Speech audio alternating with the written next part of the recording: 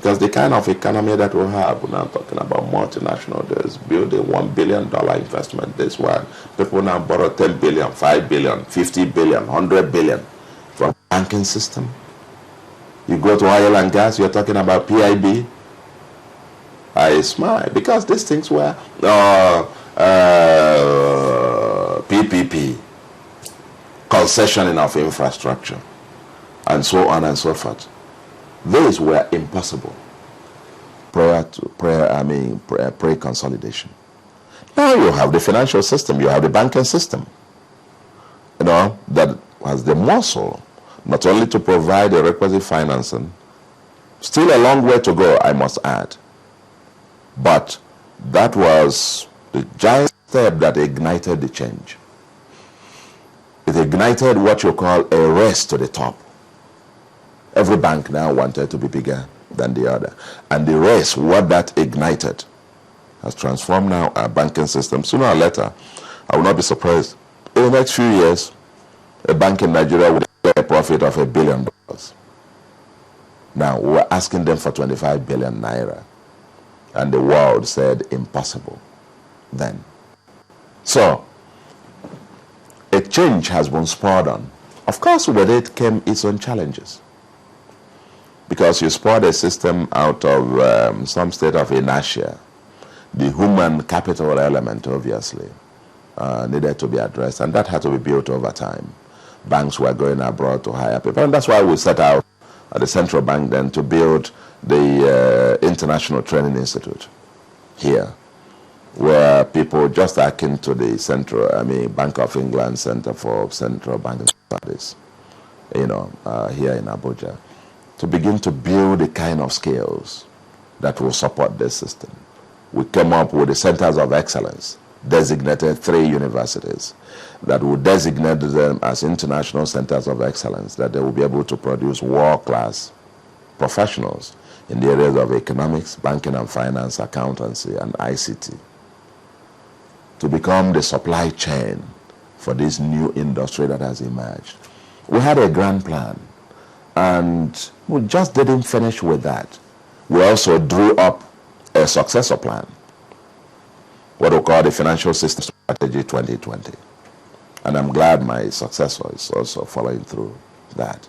That's the master plan for consolidating the consolidation and then putting Nigeria, making Nigeria Africa's financial hub. That was the dream. That was the vision and the plan. It was not just a vision on paper, but we set out with a high execution capacity. And today we can talk about private sector-led economy. The businesses are growing. If you look at the credit to all other sectors, and we followed that up with an intervention in a critical sector that was being rationed out in the credit market, and agriculture. And that's how we launched the 200 billion special fund for agriculture. And then I think my successor has followed up with some other sectors and so on. The point is that a revolution has ignited a change, multiple sets of changes in other sectors, but more importantly, on the real economy. On a lighter note, I remember that when you were governor of Central Bank, we spent a lot of time promoting the importance of the coins. Do you now, with the benefit of hindsight, think that that was a waste of time and effort and money? Yes and no. Yes, in the sense that when we saw the coins as we designed it those days, the one that we put out, with the benefit of hindsight, not just hindsight, we saw it immediately while I was still there, that this was a mistake. Okay?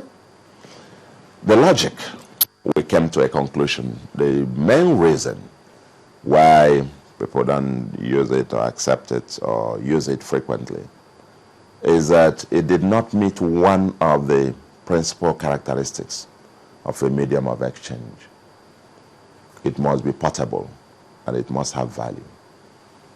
If it has value, then people will carry it. Okay?